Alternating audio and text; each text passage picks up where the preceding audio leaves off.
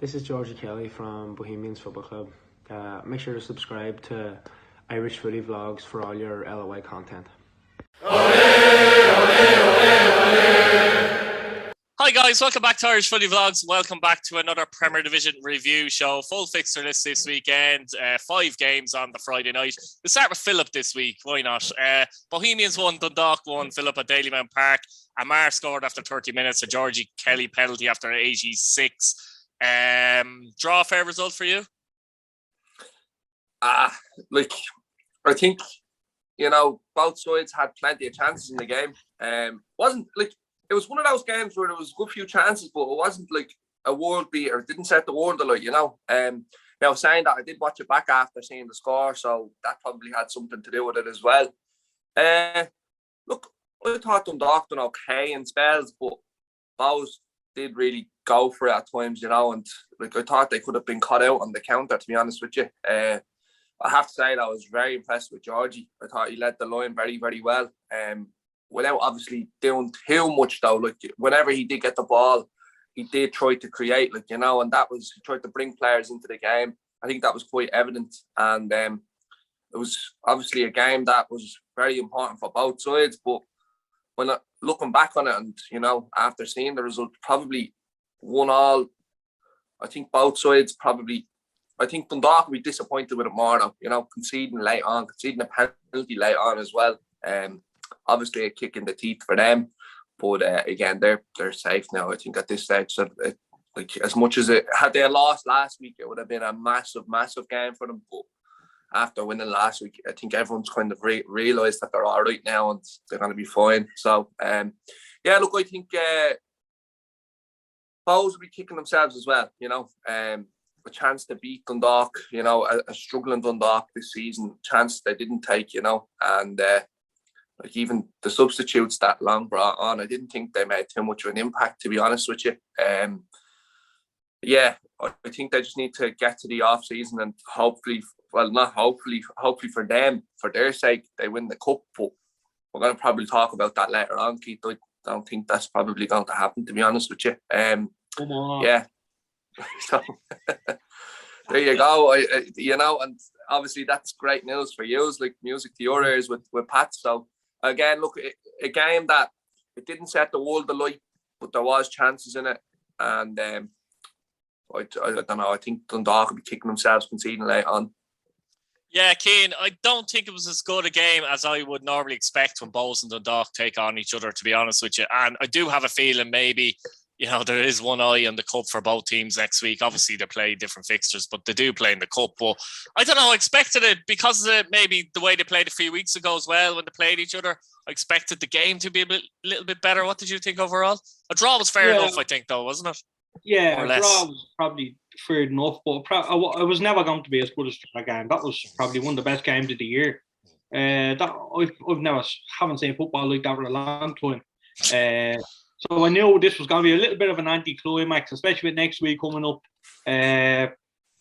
Both teams got out of it without a loss, and I think that's going to stand them a little bit coming into next week. Because Dundalk now they can go to a half-decent attacking side, and and go ahead in the game, and that'll give them a lot of belief coming into Pats next week. Disappointed again. The penalty decision. I was very impressed. We have our referees, and we absolutely battered them, in fairness, all season. And they probably got a lot of stick this year more than any year because everyone's watching every game nearly. So everyone's talking about seeing the decisions. And, a couple of years ago, shows like this or stuff like that wasn't out there. So, if a kind of decision happened, he'd kind of half get away with it as such. But now everything is it really is, everything is being watched now. And no, you're right. That's a good point with the LOI TV now as well. It really highlights it more, as you say. Yeah. So you're putting yourself out there, and in fairness to him, he blew the whistle. He let everything calm down. He had a clear head. He went over and spoke to the liner, and it's changed the decision. And that takes balls, in my opinion, especially if that ended it. Towards the end of the game, when everything is tight and Dundalk are fighting to stay up and Bows are fighting for Europe, it's a massive call. Every call has implications no matter what in the league. But this one more so, especially in this game. So it took a lot of balls for him to do that and settle everything down. And in Bowes, I think it was deserved. They haven't got a bit of luck for a while. I don't think in terms of the league. I'm not going to say that was a bit of luck. I think they had to work very, very hard, but they got the rewards with that penalty at the end. Do you think he got the decision right, Keno? I think he got it right. I think he absolutely smashed him. Like I was talking about Arden Green's penalty the other day that he should have had in Dundalk. I think this was probably up there with that. Yeah. Absolutely smashed him. When did I watch this? I watched this yesterday on the way home. I did, and I was watching the game. I was like, Jesus, he's had the blade smashing him. And then I thought I didn't think he was giving it, obviously. And then there was a few moments of whatever happened. Or are we going to talk about the unflit that got on? And a top man, in fairness to him, he's the academy head coach down at Belvo. He runs the junior academy, and he's running on the pitch to get him off. I think that was probably one of the moments of the season for me. In fairness, I really enjoyed that. It's stuff that you love about the league, little things like that. Yeah. And he put it on. I think it was Twitter or something. I got it sent to me, and then I realised who it was. He's actually the academy head coach down at Belvo. So I'll be giving him a bit of stick when I see him. Not training, but absolutely excellent. You just see the picture. If anyone doesn't see it, you'll see it all. The kid with his arms in the air, wondering why he's being carried off. But no, brilliant. I think I got a bit of stick myself last week for not saying Bowes were going to finish in Europe and stuff like that. And I'm not saying they had no chance. I'm saying they're not winning their games. And this is another reason why. This was another opportunity for them. I know they have a game in hand, but that's against Shamrock Rovers on Monday night. Tomorrow night, I don't know. It's justified a little bit for me that I'm absolutely. Look, Keane, I was getting stick for saying that for saying that Sligo wouldn't challenge for the title when they were up there, and look, if they get Europe, they'll bite your hand off now. So there. Yeah, so I just think people need to realise in the league how hard it is. Like it's not plain sailing. It hasn't been plain sailing for anyone this league. Rovers has definitely probably been Rovers' worst season in 5 years in terms of footballing wise. Yeah, I know they picked up the correct amount of points that they deserve and need. Yeah. But footballing wise, I think they're probably the worst season. And I'm going back to probably Bradley's 4th season type of football that they're playing. And, but they're getting the results. That's the difference. And that's something that Bowes aren't doing. That's something that Pats aren't doing in the latter stages of the season. And that's something that Sligo probably haven't done since the break.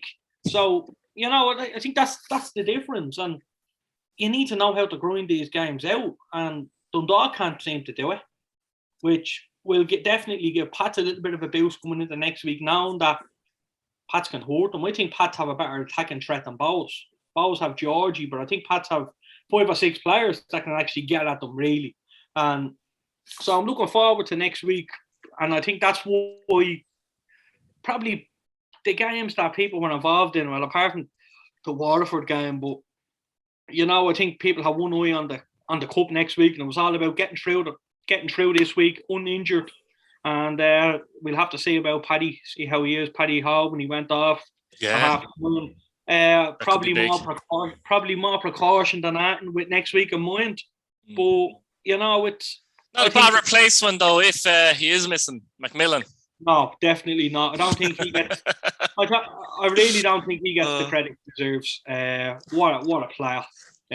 He single-handedly won them the cup last year. And, all his important goals. Like, if you're having a backup striker as McMillan, you're doing something right.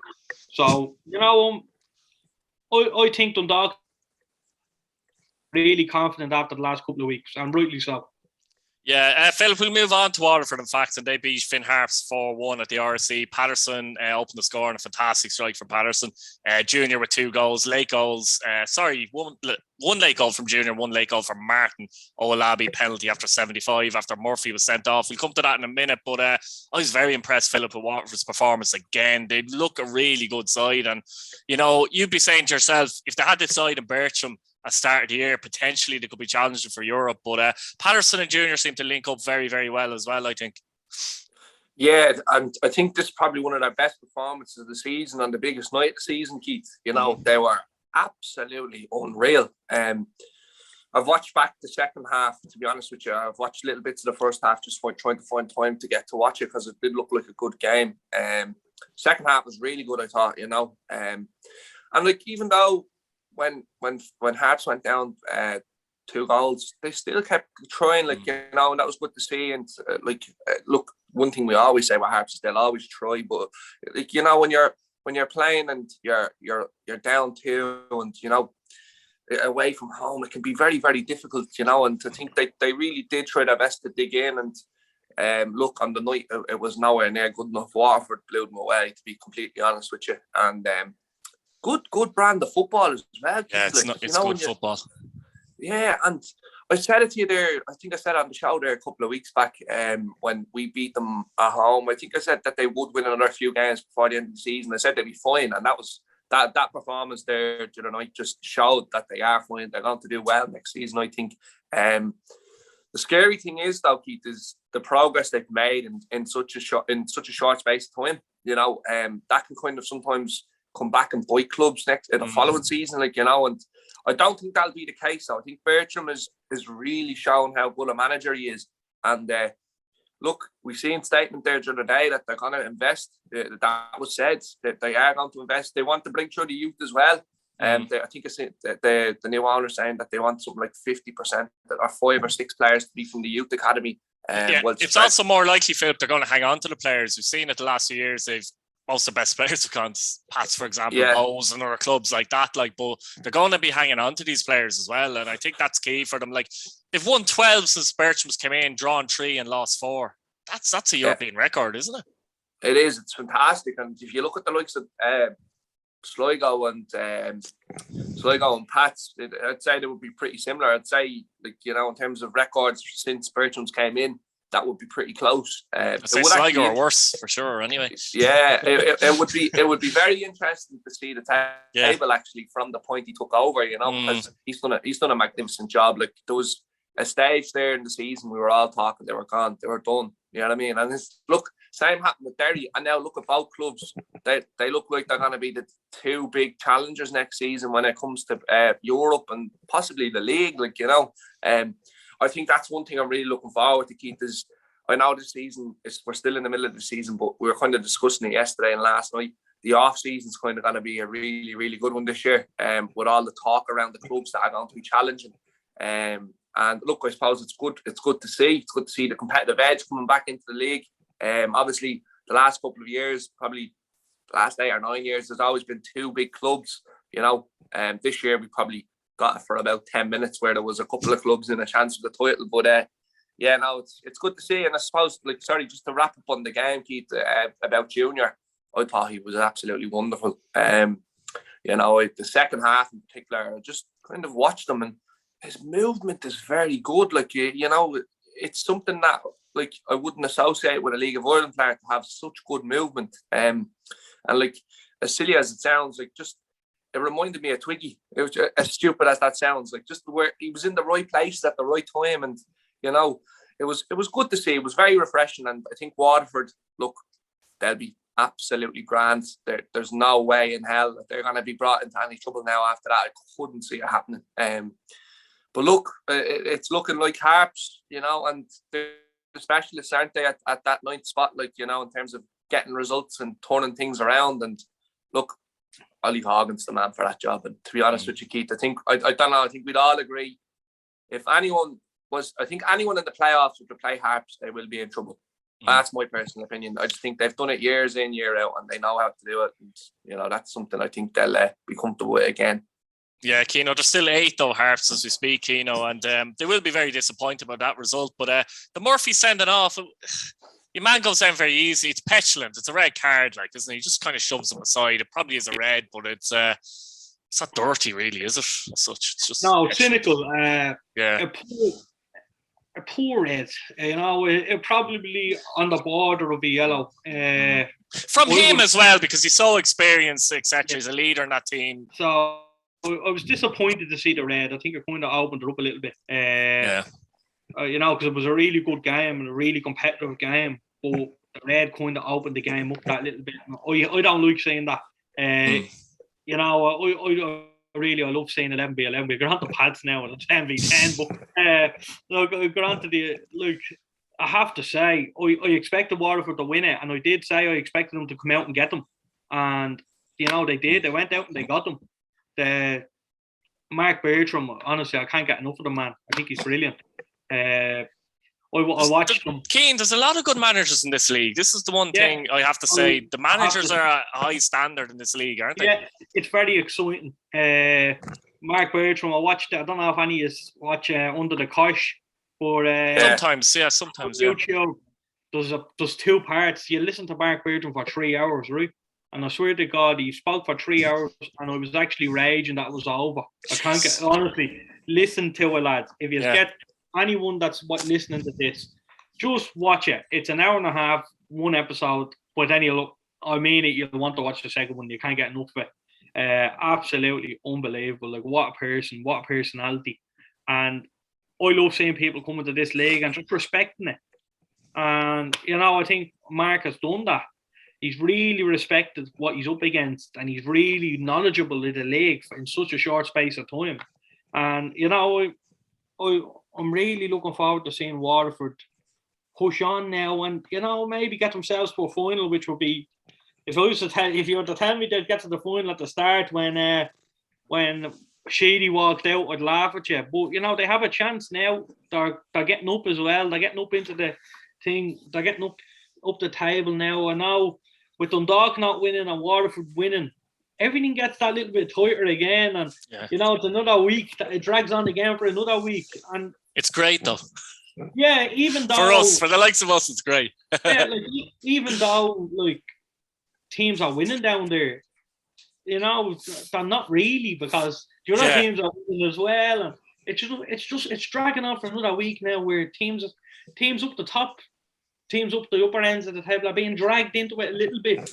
And, if you lose on a Friday night, you're getting dragged into it. You win, you may have a chance of Europe. And I think it's mental. It's mental how it works, and I did what. That's the brilliant thing about this league. Without going too far off topic, I mean, you were talking, Philip, earlier there about Waterford were gone.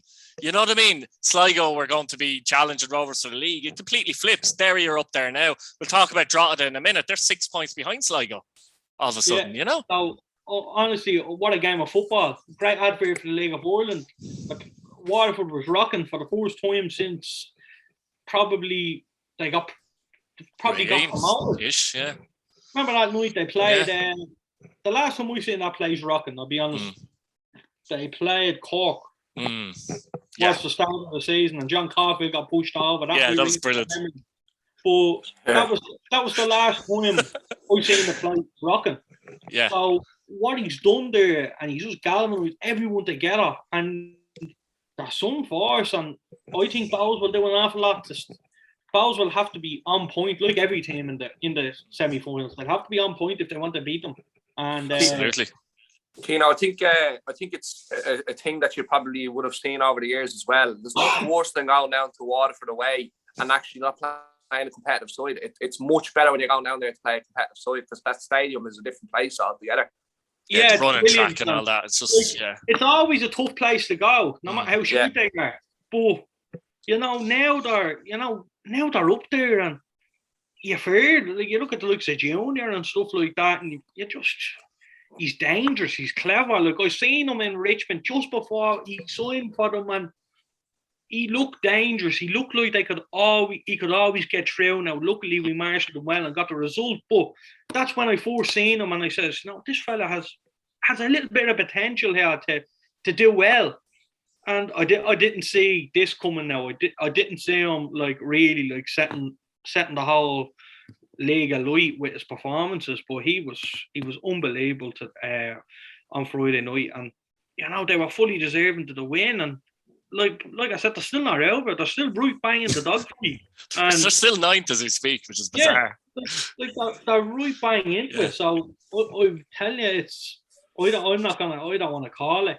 I I think for the Premier Division's sake, though, for the sake of the Premier Division, now teams in the First Division won't like hearing this. No, I know what you're going to say. I would love the league to stay the way it is now with Shelbourne coming up and Longford going down. And I'd love every team to stay the way they are and not go down. I think it's going to be the strongest Premier Division. We say it every year, but I think this is going to be the strongest Premier Division in years, and I think it's going to be the strongest First Division in years. So, you know what? I don't want to call it. I don't want to call who's going to finish ninth, and I don't think I ever will. Probably on the last day, I think it'll be decided. But, you know, it's brilliant. I'm loving it, especially because we're up the other end, but I'm loving it. Philip, if it's Drogheda United 2, Longford Town 0 at Head in the Game Park, Darren marking 52, Doyle on 66 minutes. And this was a huge win for Drogheda because Waterford were playing Harps. They needed to win it. I was at the game, but the first half was very scrappy, very scrappy. It was weird because Drogheda created 3 good chances in the space of 5 minutes. And then the rest of the half, it was like that for the first 20 minutes and the last 20 minutes, but there was a little 5 minute in between. And they probably should have scored. Stacey made an unbelievable save from Mark Doyle. To be fair, unbelievable save. Doyle hit the post and James Brown had a shot just wide. He was back to his best, James Brown. He was unreal in the night. Doyle was good as well. Second half, Stacey won't be happy. Actually, he dropped a Doyle shot and Mark, he tapped it in. He'd be really annoyed after making that brilliant save, especially, you know, yourself, Phil, as a goalkeeper. But that opened it up for Drogheda, to be fair. And they went on, deserved to win the game. Doyle completed the scoring with a header.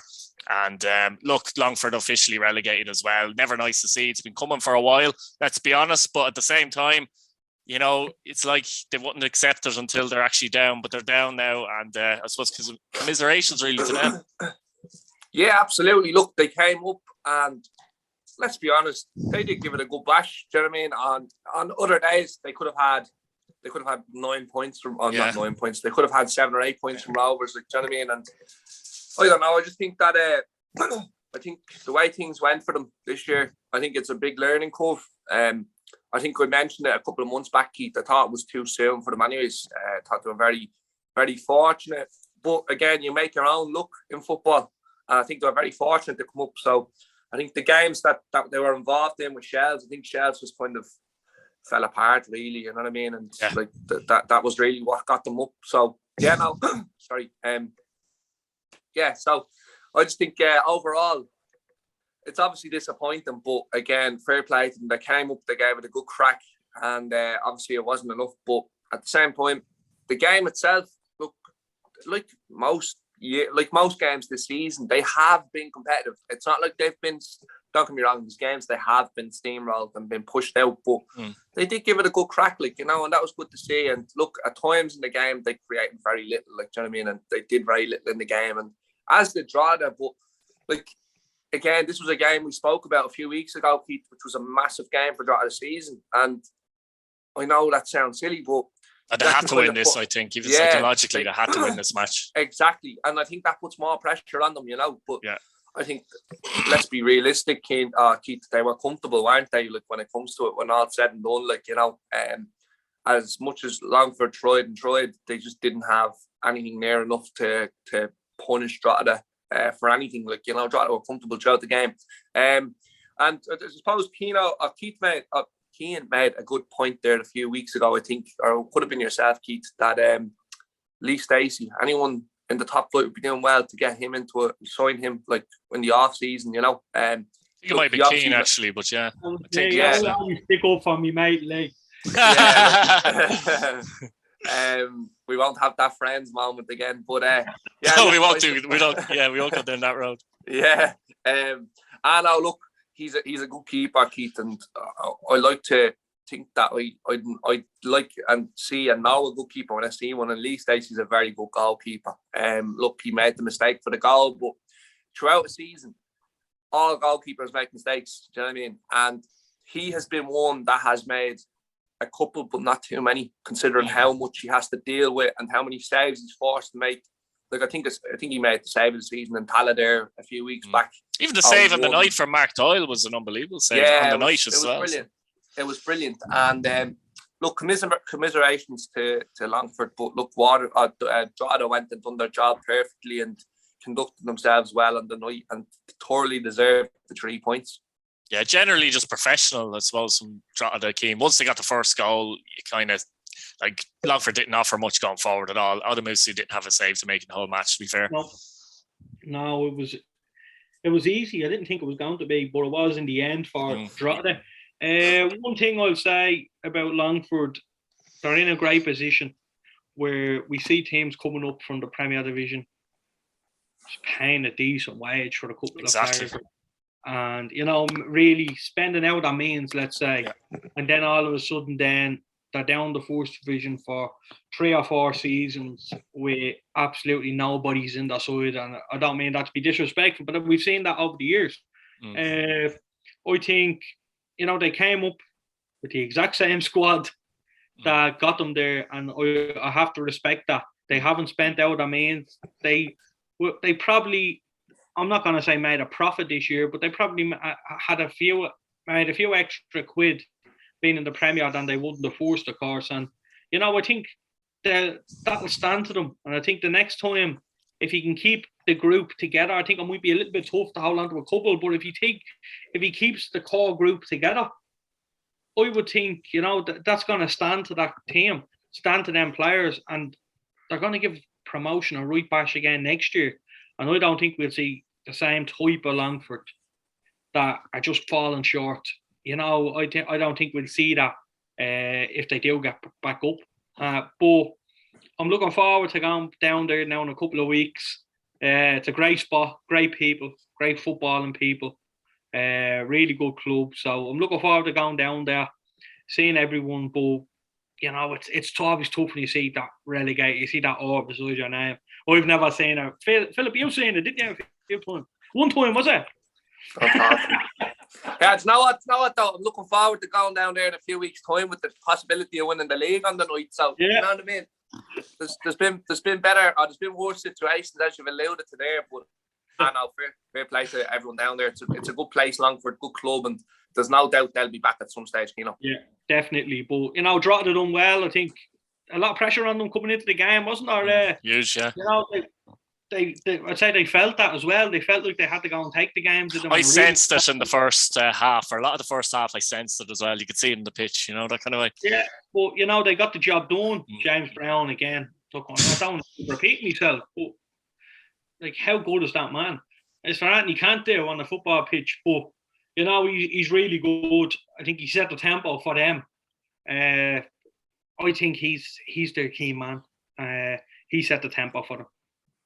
We're off to the Brandywell then. So Derry City beat St.Patrick's and let it go 1-0. A goal from Junior in the second half. And Philip, I don't know if you've seen any of this, but Pats will be kicking themselves a little bit from that first half where they didn't score. They hit the post, they hit the bar.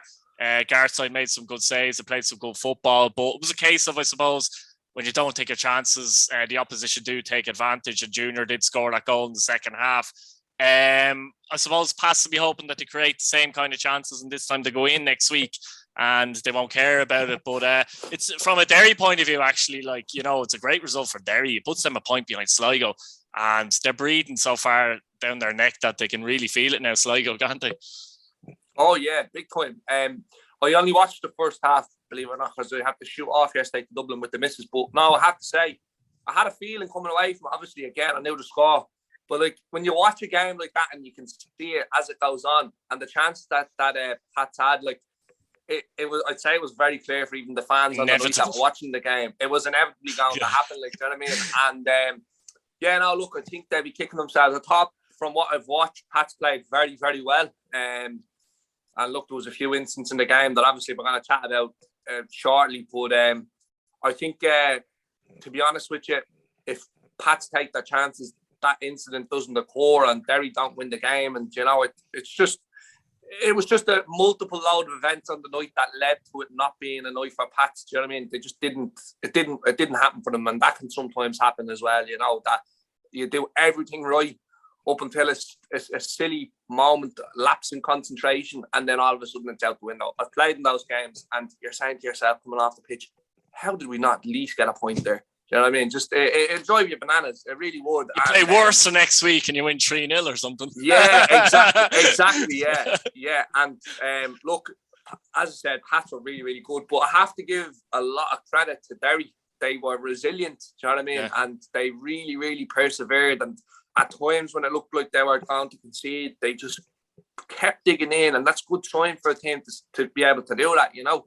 And look, as you alluded to there, Keith, they're right on Sligo's tail now, you know. And to be honest, you'd have to fancy them, wouldn't you, Philip? You'd have to fancy Derry now. Yeah, and I said, look, Keith, we played them down in Tala there the other night. Like I said, they didn't play too well, and they only had 5-minute spells both sides of the half, in my opinion, anyways. And that was even with Rovers playing so poor in the second half. Like I thought they'd be okay in terms of they would probably get another couple of results, but I didn't think it would be as tight 2 weeks later. Like, do you know what I mean? In terms of they've nearly pulled Sligo back in, and do you know what I mean? Next week they could be ahead of them, which is absolutely bizarre to think. Like, you know, and again, obviously with the cup going on, you know, there's probably always looking at that spot in Europe saying, oh geez, we might need someone to win the cup in order to get Europe, and that's not something that you want as a Sligo fan, like, you know. So again, I just think they're in big trouble, Sligo. Derry have been really good in the last couple of months, as we've seen. They've got themselves into a position where they again, like Waterford, they went from absolutely certainly going down within the first couple of weeks of the season to being in there with a shot for Europe, and that's great to see. And again, I alluded to it earlier on. They've got a good lot of players coming through now. You know what I mean? They've really got a good squad at the moment, and the likes of Duffy going up there now next season. I think not many people have mentioned it, but I am very, very concerned, to say the least, about Derry City's chances next season. I won't say that too loud for JP, just in case you know yourself, but they've got a really good squad coming into next year, and if they get into Europe, by God, I tell you, that'll even generate more players wanting to go to that club and do well. And yeah, look, again, good result for them on the Nike. Aquino, obviously, Pat's like 1-0 defeat to Derry City, disappointing, but as we said, they create a lot of chances on that. But I saw it was a big moment, and not big moment, but a bad moment of the game was Coughlin. He came on as a sub. 42 seconds later, he got sent off for an elbow on Kieran Call, and you know, after a few minutes, it settled down. He got his red card, and I don't know, there's something about him recently. He just seemed to walk off kind of like almost like whatever, you know. It wasn't a good moment for him, was it? Or Pat's, really, was it? No, look, it wasn't a good moment. This moment, I think he was probably getting a few things shouted at him, you know what I mean? Probably that you'd like to think he'll probably just ignore or probably laugh off, but I'm not sure what happened. I got a video sent to me there, but it's very blurry, but you can see his hand going, and you know, you can just see that. And I don't know, I blinked, I swear to God I blinked, my man was on the deck, and that was just, every player was over, and you couldn't see that. I couldn't even see the other end of the pitch with my specs, but over there, I tell you, I seen something. I knew something happened. There's no question. It was on the ground. It was on the verge of an elbow, to be honest with you. Yeah, from looking at it, it was on the verge of an elbow, not a hand. Yeah. Well, I didn't really look. It was an elbow. Everyone says it was an elbow. I do believe them. And I'm not sure. Like, the ref done a good job of settling it down a little bit. In fairness to him, and he waited. I thought he probably got away with it a little bit. But, you know, he was waiting, and then, look, he settled the whole situation down again. I'll give the ref credit for that. And then made the decisions. I don't know why Forrester got a yellow. I'm not sure of that. I'm not even sure why Lafferty got a yellow, as I'm on a side. Or maybe there was a reason, but I couldn't see why they got a yellow as such. But, yeah. But, you know, it was... Obviously got a bit touchy, but you know yourself. Yeah, I wasn't great, but look, going back to the first half, I think that's probably Pat's best performance of the season, and I mean that. Ourselves will be delighted to come away from Derry with a draw after hitting the post in the 6th minute and everything like that. And you know, we absolutely battered them first half. Derry couldn't live with us. I think, like, the keeper gets man of the match. I think that says it all about your performance, in my opinion. Really good, even in the second half. You know, and I'd seen a lot of Pats fans probably, you know, slate O'Donnell in the last, like, this week, just like wondering why did he play here and why did he do this and do that. In terms of, like, why did he bring Coughlin on? Why wasn't there an actual number 9 starting and stuff like that? I was seeing things like that, and I'm like, haven't had. Let's be honest, Keane. They haven't had a number 9 to start that's been playing well anyway. Yeah. No, but not only that. Just look at the first half performance. Yeah, with the movement, etc. We were absolutely fantastic. He got a spot on, and in the second half, we were well in the game. Second half, we weren't as dominant. Yeah. But you'd expect that, though. You'd expect Derry to come into it at some point. If anyone was going to score, it was going to be Pats. And Lee Desmond it was a great reading of the play. I'm not going to slay Desmond. It's the same thing as Shamrock Rovers in Richmond. And Lee tried to play it out to the left. Dan O'Mandrew read it, ran in and scored. And it's 1-0. Rovers are going home with last-minute winner. And it was the same type of goal. I think Pats had more scope to deal with it. I think Sam Bowen, he could do better there. He loses his man, even though he sees him. I think he can do better there, get out in front or something. Honestly, though, what a cross. Yeah, it was a good cross, It's so tough to stop a cross like that. All about marking your man and stuff like that, but when there's a ball going in at that pace and you can do absolutely honestly, it's very tough to get there. And I think V came out and Junior just stuck it in the net. Look, it was disappointing. I don't think Pats really were going to go back into it again. But again, I'm going to say, I'm giving Stevie O'Donnell credit again. Every time when we need a change, we're not calling for a change on the sideline. He's not making a change with 5 minutes to go. You know what I mean? He made 3 subs straight away. Try and change the game. And I love that about Stevie. He just doesn't wait. And one was sent off. I think, it was, Coughlin ended up being sent off, but people say Stevie doesn't. But you can't blame the manager for that. No, you can't. You can't blame the manager for that. It is a good point, to be honest. No, it is something he does very well. Yeah, he does, and most of the time he gets it right. But I think even if you get it wrong, sometimes that's fine as well. I'm being honest. You're making the subs when they're going wrong, Honestly, he got it right. He got the subs right again. Bobby Benson came on and changed the game for us again and got us on the upper hand. Jay McClellan, too, probably people would have seen as a strange substitution. Done really well in an attacking phase out in the left. Birmo came on. He did make a bit of a difference. And we didn't look like we were going to concede again, put it that way. By the way, Kane, just to interrupt you quickly, it's actually good that he's a couple of options like that again, though, as well. Massive.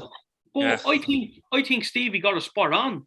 And on another night, we could have won that game 5 or 6-1, and we were going home dirty delighted with ourselves. But I think we can take a lot of heart out of that. I think we're in probably the best shape team-wise going into next week. I know Coughlin is obviously going to be suspended, and Sam Bowen is suspended for the game. So want Barrett back, wouldn't they?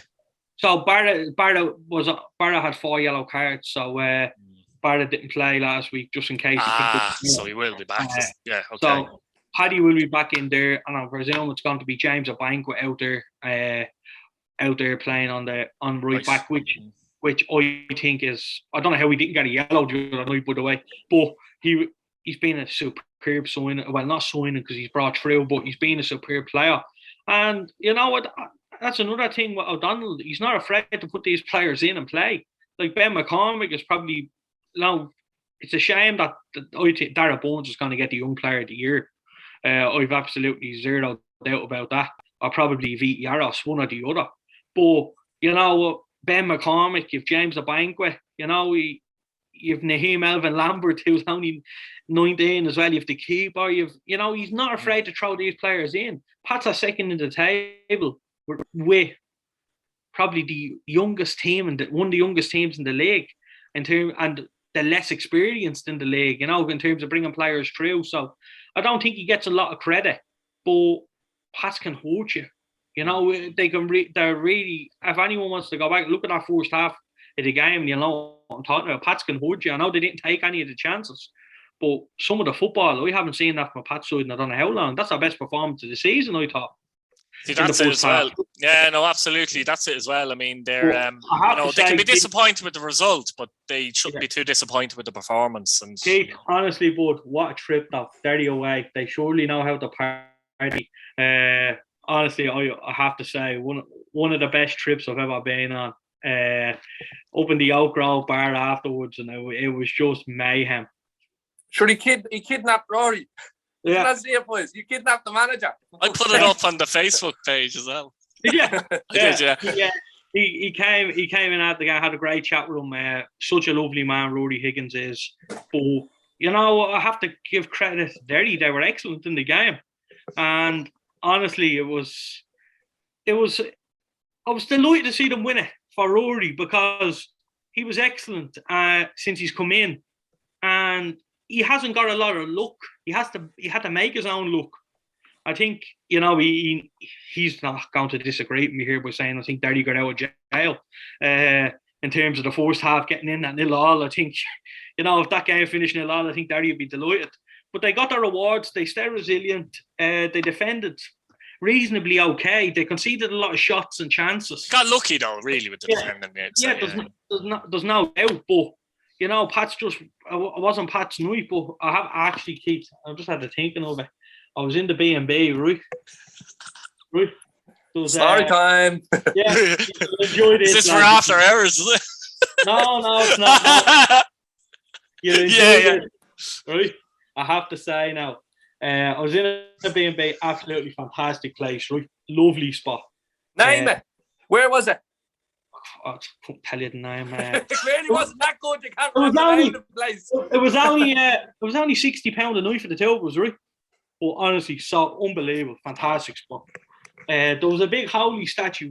The Virgin Mary is in the window. I'll send you the picture so you can put it up. Hang on a second. Were you drinking at this point? No. Okay. Holy water. You can put a picture up. I'll send you the picture, right, so people know. Yeah, go on. Yeah. So out the bathroom window there was, and it was like a little window then, and the Virgin Mary was there. I put a towel under it, right? And we started moving the towel, right? And this woman stops and she's looking up and she's pointing because the towel is moving. She thinks the bleeding statue is moving, right? I had her gone for about 5 minutes, right? I was just moving the towel, just left and right. That's all I was doing, nothing major, right? And that's it. I just stopped. I turned off the light, right? And she just went walking. And I turned around to your man and says, "Did you ever think the Pope would stay here?" He says, "No." He says, "Well, he might do." That's actually gas, in fairness. Honestly, honestly, the Oak Grove bar. I'm putting that out as a clip, by the way. But go on. If anyone is in Derry, go to the Oak Grove bar. Absolutely fantastic, and you know, has a reputation. The manager of the bar and everything, dropping us home and all. Look, where do you get it? Look, it's such a that's world class hospitality. That is. No, it is, isn't it? Yeah, it is. Yeah, absolutely. Honestly, I can't thank Derry. So big shout out to the Oak Grove as well. Yeah, big shout out to them. Brilliant stuff. We'll move on, I suppose. Shamrock Rovers 2, Sligo Rovers 0, Philip, and Mandrew and Green with the goals here. Mandrew with a superb goal, I have to say. Green was 1-1, and for once showed a bit of composure, Philip. Sometimes I think he can be a bit erratic, let's say, was finishing those positions. But I thought, we've spoken about this, Philip, but I thought Shamrock Rovers completely dominated, completely controlled the game. Sligo were disappointing for me. Rovers could have had a few more goals, only for Ed McGinty as well. Yeah, to be honest with you, Keith, after the first goal went in, the game was over. Sligo were piss poor, being realistic. There's no other words for them. In such a big game in their season. Do you know what I mean? Look at Dundalk, what they done to us last week. They beat us. They were the second best team on the night, but they knew how important that game was. Do you know what I mean? And like, I know Sligo, big opportunity for them to put a statement in. Do you know what I mean? Especially with the likes of Drogheda playing Longford. Do you know what I mean? They needed this result. It was such a big chance for them to make a statement for Europe, and look, they went and cocked it up, like, you know. And again, only for the keeper, it should have been 6 or 7, to be honest with you. I'll be honest, though, the second goal went in, Keith, and the half kind of fizzed out. The first half kind of fizzed out. Rovers were still on top or whatever, but there just wasn't very much going on. Now, saying that, there was a couple of chances for Sligo, and they could have very easily got a goal back there when Manus actually spilled across, and he did get back up really well to to smother it. I think Grace might have been in there as well.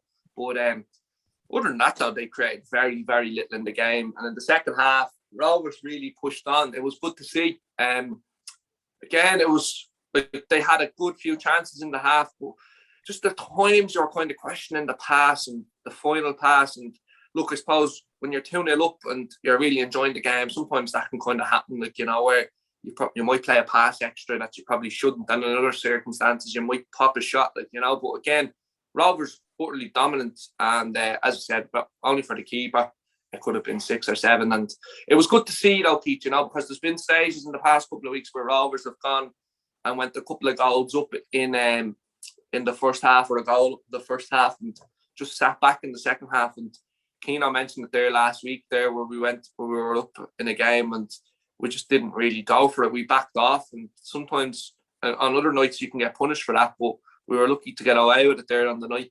But in this game, there was no sign of that. Like, you know, it was good football, and it was really, really good joy to watch. And I think we recognise now that I think there's more and more chance of we're winning the league in the stands. Like a few weeks ago, when we're 12 points clear, people are saying, "No, don't sing it yet." But it is starting to become more relevant, and it's great. You know, Rovers have been brilliant this season, and we've scored at the right times, Keith.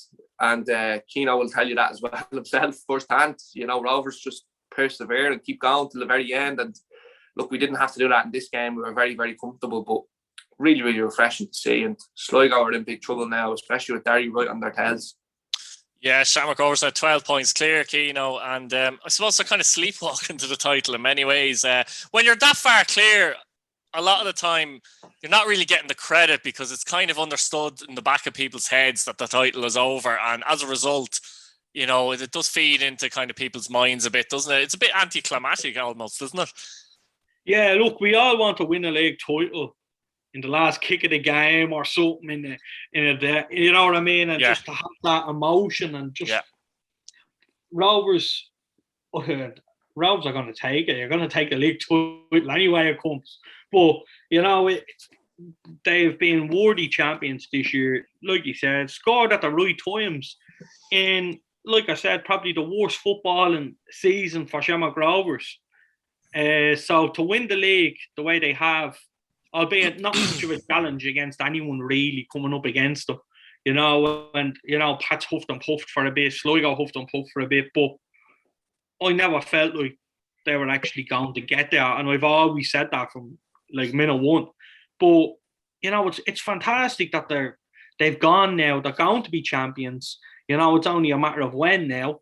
They like to get 3 points again tomorrow now against Bows and really step down the marker. Then you get that, and then all of a sudden, you know, you put yourself up there then to get in the next cup. They have Friday off, and anyway, so a nice little break for them. They'll probably want to get the games in straight away and play it.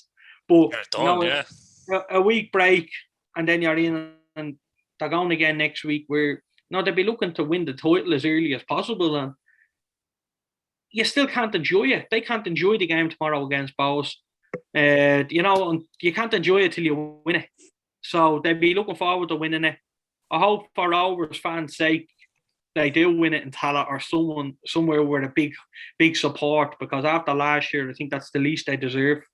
So I would like them to win it in Tallaght, which would mean probably a result not going your way, Philip, to make that happen probably. Like it maybe drawing the game, or, you know, or losing a game and then winning it the following week in Tallaght or wherever it may be. They'll be calculating it to see where they can actually win. I think it's Longford. I think mathematically, I could be wrong, but I think the first game we can win it is Longford. All going well, we beat these on Monday. But that's if you're bound to beat Longford. No, it's likely you do it there as well, like, you know. Yeah, so I think that there should be hopefully full capacity by then. With a bit of luck now this week, we'll hear good news, and I hope Rovers fill the place with as many as Longford will let them in with, and let them enjoy it. They're worthy champions. Let the fans have their day. Let them enjoy themselves, because they've been starved to this. Last year they won the league for the first time in a long time, and, you know, there was no one there to see it. And it's a lot. It's still a league title, but everyone that little asterisk is always going to be. It doesn't feel the same. It doesn't feel the same. Let's be honest. That asterisk of 18 games is going to be beside it. This year they went out and done it again, so it's 2 in a row. People will only say it's not 1 and stuff like that. Like I said, that asterisk will always be there. But to win 2 years in a row takes a lot of balls. Especially when it proves a point, though. It proves a point as well. I think that we actually are the best. We've gone and done it now in a full league season. So, if they didn't win, say they didn't win it this season, I think even amongst Shamrock Rovers fans, there'd be a bit of an asterisk in their own head thinking, Jesus, could we have done that last season if it was a full season? But they've proved the point. They're winning the league easily. Resilience has been the key for them a lot of the time this season, in my opinion. 22 goals conceded in the league, So, they're going to fully deserve it. They could win it by more as well. Yeah, exactly. And look, if they do, fair play to them. It's fully deserved. And, I'm looking forward to seeing the off-season now for Shamrock Rovers and seeing what they do. They still might be going to the Aviva if they decide to play in it in that United Nations Cup, which is it's a little bit mad. And look, if they don't want to play in it, I understand stuff like that. But this is the type of stuff that we don't want to see in the league. You don't see a team coming out saying we're not going to play in the League Cup because we've too many stuff like that. You deal true. with. Yeah. And it's not the perception you want to put out there. Like, in fairness to the FAI, they put it out there, they announced it, and then you hear this, and it's just like it's a lose situation for the FAI then. So I hope it gets sorted. I hope it gets resolved. I hope we see Shamrock Rovers in it, and hopefully Pats, and the winners could be in the Aviva then again. So it's going to be good. They need that restructure, Keano. Sorry for jumping in there, Keano, but I imagine you've seen it. They need that restructure that they were talking about during the week in order for this to be a success. Do you know what I mean? The way it goes at the minute, Keith, and Keane, you know, lads, with teams in Europe especially, teams really struggled this year in Europe with injuries. Do you know what I mean? When it came to 3 games a week, you can't add another competition into that. And, do you know what I mean? The likes of Rovers and Pats can go deep into that competition. And, if they do, do you know what I mean? You're just not going to have enough time for bodies to recover with the current schedule. So hopefully I'd love to see everyone in it. But again, we need to this whole situation of this structure in the league, the 5-month break. If they can change it and work it, that can actually be fitted in, all well and good. But again, you need to sort out the structure first. I think you'll all agree with that.